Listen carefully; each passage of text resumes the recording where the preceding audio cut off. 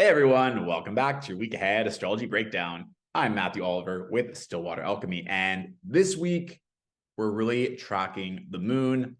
None of the other planets are changing signs. However, we do have some beautiful astrological events to look forward to, including the Jupiter North Node conjunction in Taurus and the Sagittarius full moon. So let's dive in, shall we?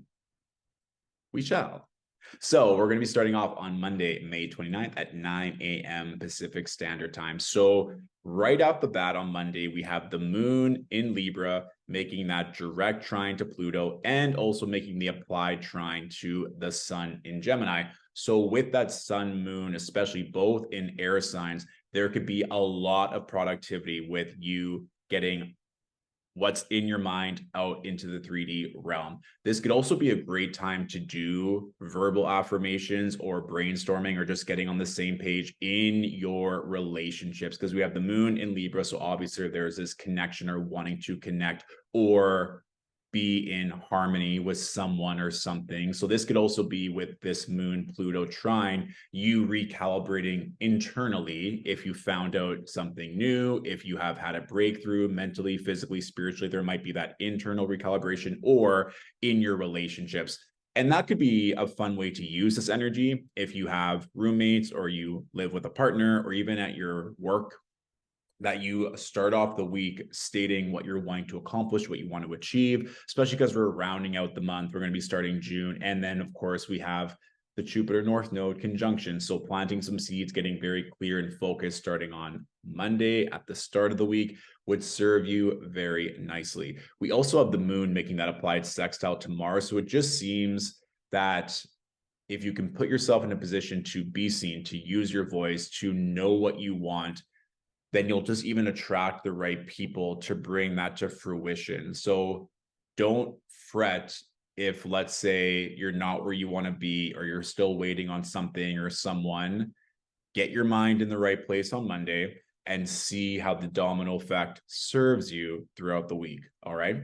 Now, Tuesday is almost the exact same in terms of the astrological blueprint. Of course, now we have the moon in opposition to Chiron. We also have the moon now within that 11 degrees square of Venus, which will be happening Tuesday, Wednesday. So there could just be a bit of I versus we, what's best for me versus what's best for the relationship that I'm in. That relationship can be in all ways.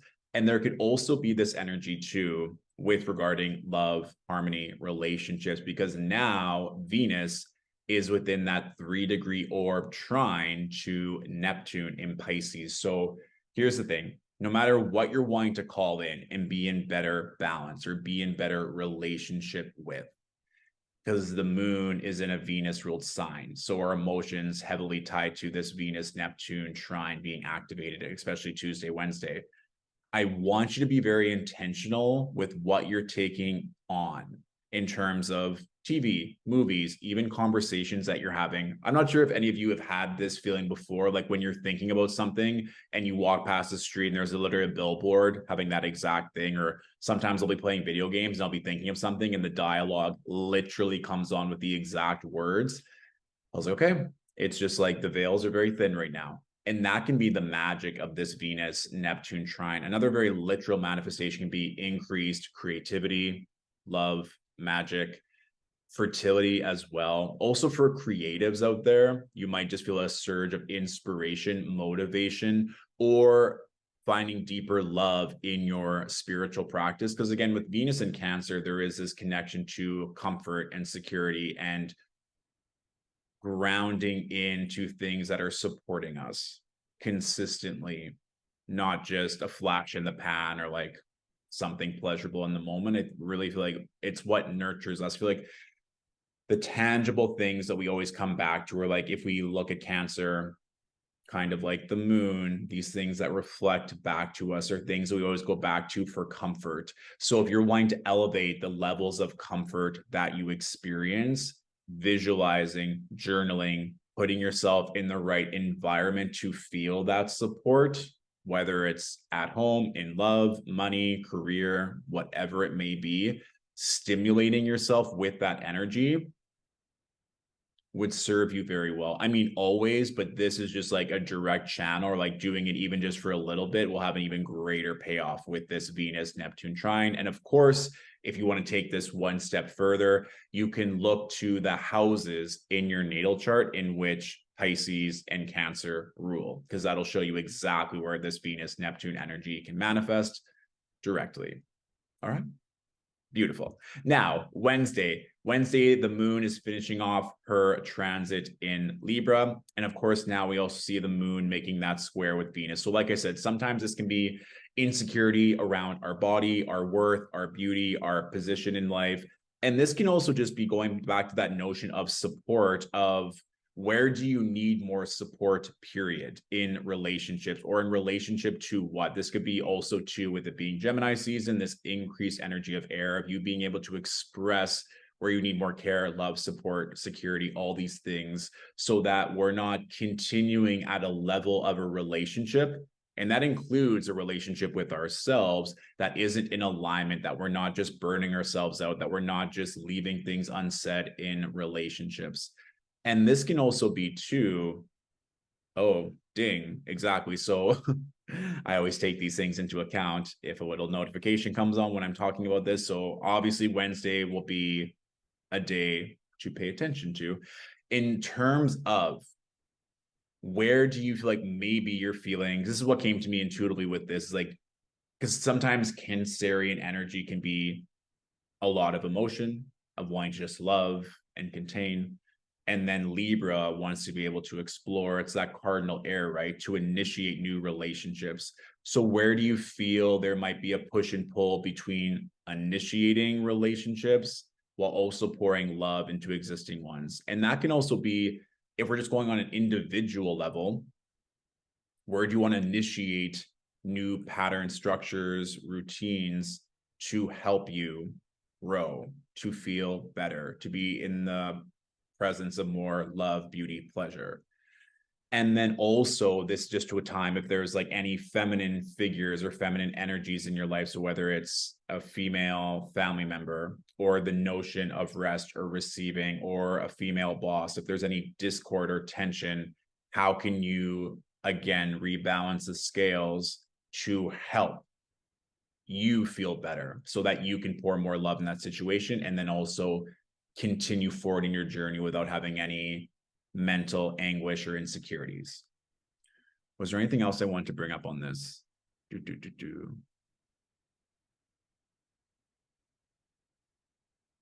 The one thing here is that Venus is finishing up her transit in Cancer this week. And then once she moves into Leo, she's going to be there for 4 months, because Venus is going to retrograde in July.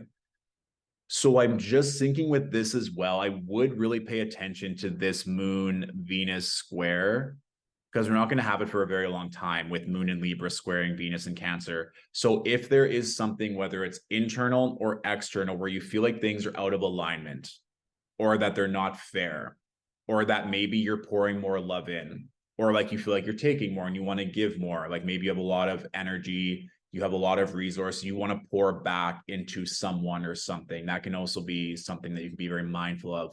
I just want you to pay attention to Wednesday. And again, it's the end of the month, so I feel like that'll be an easy check-in to see where you can address that square, so that there isn't any imbalances or injustices or anything on your mind that you wish to say in a certain relationship.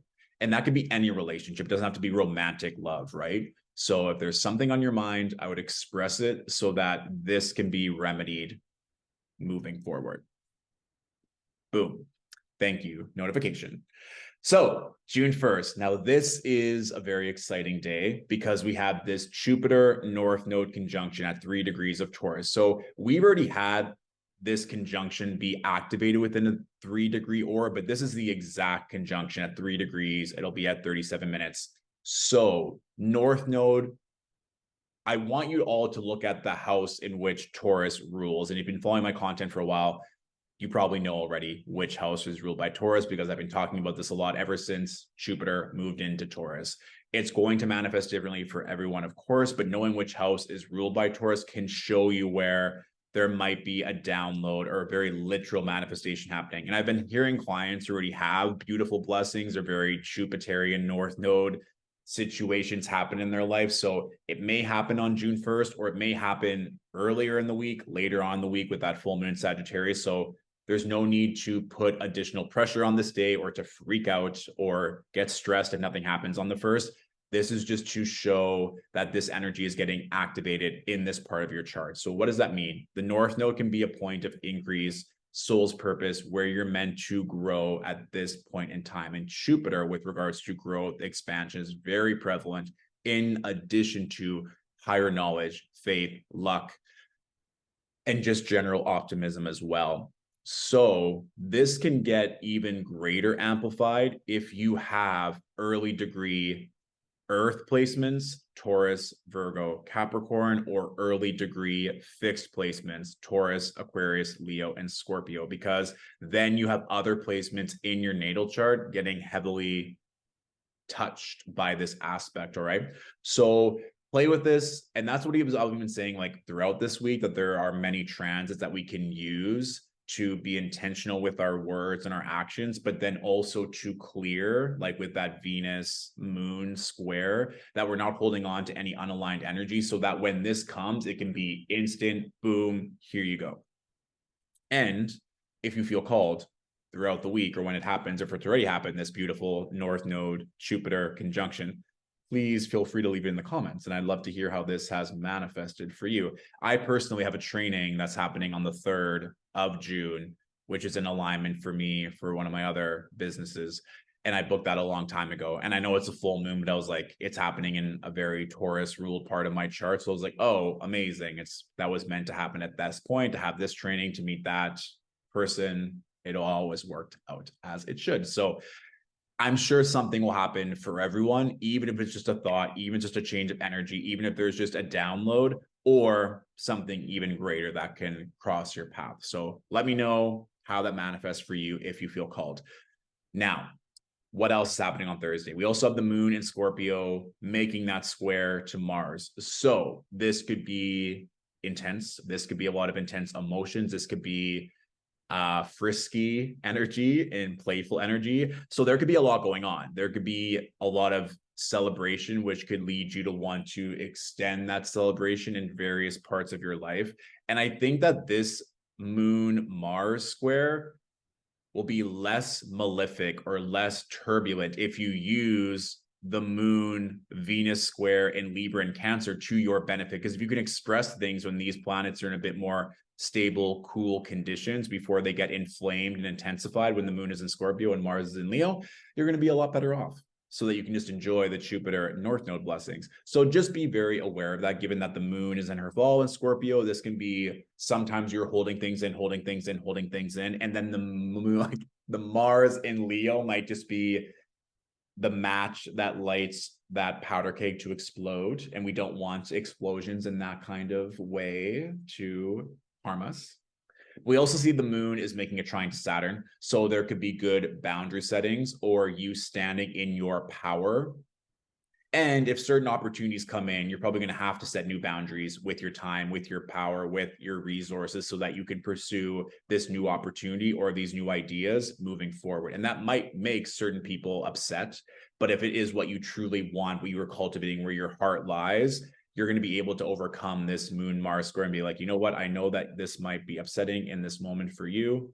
However, it's what I need to do to pursue my greater dreams, aspirations, serve my community, whatever the main outcome is.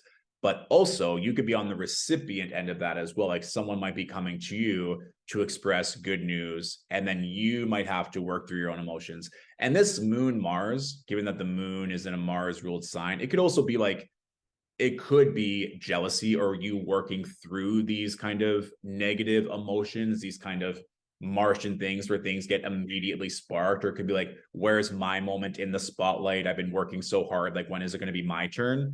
And this could be an interesting thing if that manifests for you in terms of like other people are getting huge opportunities. What comes up for you emotionally? Are you genuinely happy for them? Or does it manifest in the alternative way? And that could also be a little test from the universe. Like if you can show great happiness and joy for the other person in your life that's experienced a magic blessing, then that is likely going to be coming for you very soon. Even just energetic osmosis, if people around you are that close to you in life are having all these amazing things happen to them, of course, it means it's that much closer to you because you're in that energetic field as well. So just some things to keep in mind. Now, Friday is a pretty beautiful day because we're on the heels of that full moon in Sagittarius, and now we have a grand water trine. So this is just really nice in terms of connecting our emotions to having synchronistic experiences happen. I love that it's on a Friday. This is Venus's day. So then we have the moon in aspect to Venus and then Neptune. So I would really take advantage of this Friday, go out with loved ones, do something pleasurable, do something romantic, do something beautiful, because this can be where it's just so easy and so benevolent to have magical things happen. Like, I'll give a quick example. One time I was with a friend in San Francisco. We went to Sausalito, like had ice cream, frolicked, came back, and then we went to this beautiful like seafood restaurant, and we're just having like sparkling rosé, living our best life. And the one server came, he's like, "Oh, we just absolutely love your vibe. Like the first round of oysters and bubbles are on us." And both my friend and I had worked in hospitality extensively. Like, no, like you don't have to. That's very kind. He's like, "No, you guys are amazing. Like we have an allowance to comp X amount every shift. We want to give this to you guys. You're just such great energy." Like, "Oh, thank you." And it's one of those things where when you're with someone else who's as equally aligned, it just gets to be that much blessed and expansive. And if there isn't anyone in your life, it can also be a pet. It can also just be you frolicking by yourself, blessing people that you cross, or getting blessed by others by just staying at that high frequency. So the reason why I say like close, intimate people, that moon in Scorpio wants to go deeper. It wants to have those intimate, intense connections. So if you have someone in your life that fits that bill, spending time with them on Friday, I think would be a beautiful idea to see what kind of adventures, magic, spontaneity, miracles you can cultivate.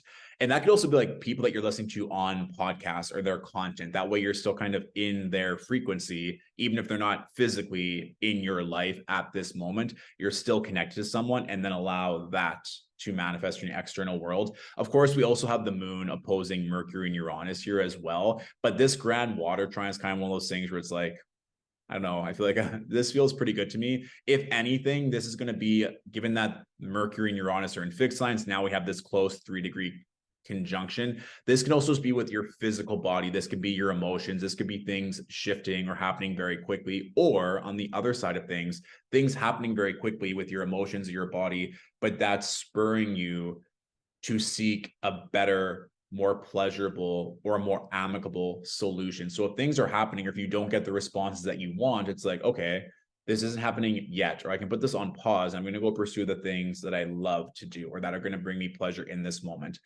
Friday is one of those days where it's like, if things aren't working out the way you intended, or if you're working really hard and just isn't clicking, it's like, great, I'm just going to take a me day. I'm going to take time for myself. I'm going to take time to relax. Everything is going to work as it should, especially given that Saturday, we have the full moon in Sagittarius. So depending on your time zone, where you're at, some point on Saturday, we're going to have that full moon in Sag. I'll go more into this in the workshop, but this is going to be a little bit spicy given that both luminaries are going to be an aspect to Mars in Leo. So to just kind of get your mind around this in terms of, where are you talking the talk and walking the walk? Are your words aligned with your actions? And if not, this is going to be the full moon to be like, how can I adjust so that I'm pursuing my dreams? I'm going on this adventure. I'm seeking out higher knowledge and not just talking about it. It's kind of like, I'm not sure if you ever had like friends or people in your life that just like say they're going to take that trip, or say they're going to apply for that job, or say they're going to ask that hot person out and they never do. And you're like, I can only hear about this story so many times about how you saw so-and-so at so-and-so, or that you're going to go and do this. Like, take the action, take the initiative. And this can also be in beautiful alignment with this North Node Jupiter conjunction, is that we're all going to be spurred into action or inspiration, or want to take this giant leap, either of faith or a structured trip adventure with this full moon in Sagittarius, to just go for it. So we shall see how that all plays out, especially given how this week will play. It's kind of like what's in my head right now is like this dice. It's like anything is possible. And we always know that, right? Like your life can change in a day. And this week really seems like that, where any day this week, things could just happen. The things you've been cultivating, especially since over the eclipse, it's like, this is a week where all those things could fall into place. And then Sunday, integration from the full moon is what I'd recommend. We also have the moon making a square to Neptune. So just be careful in terms of celebrating extra hard. Like let's say you go out on Saturday night to celebrate a promotion or something benevolent in your life. Just don't go too hard. It's also Venus's last day in Cancer. So you can take a look back at the past few weeks with Venus's transit in Cancer, getting excited for Venus going into Leo, where she'll canoodle with Mars for a couple weeks. We'll talk about more on that next week. Okay. So the astrology question of the week comes from Karen. Hey, Karen. I have an astrology question you may consider. What is your understanding of someone who has no water in their birth chart? So I'll extend this to having a lack of one element or two elements in your natal chart. So if you look at your chart and you take all 10 planets, each of the planets is going to be in a certain zodiac sign. Each zodiac sign is ruled by a certain element. So for the fire signs, we have Aries, Leo, Sagittarius. For the water signs, we have Scorpio, Cancer, Pisces. For the air signs, we have Gemini, Aquarius, Libra. And for the earth signs, we have Capricorn, Virgo, and Taurus. So you can look at where your planets are, look at the signs, and then kind of do the math in terms of how many elements you have. If in this case, you don't have any water, there might be that need or desire to connect emotionally, or it might be harder for you to express your emotions. So this can be easily rectified, just journaling how you feel, even if you don't actually end up saying those things to certain people. If you can use the air modality that you might have in your chart to help to express your emotions or to state your emotions in general, that could be really good. Also working with coaches, therapists, healers to use more of that water modality could be really good.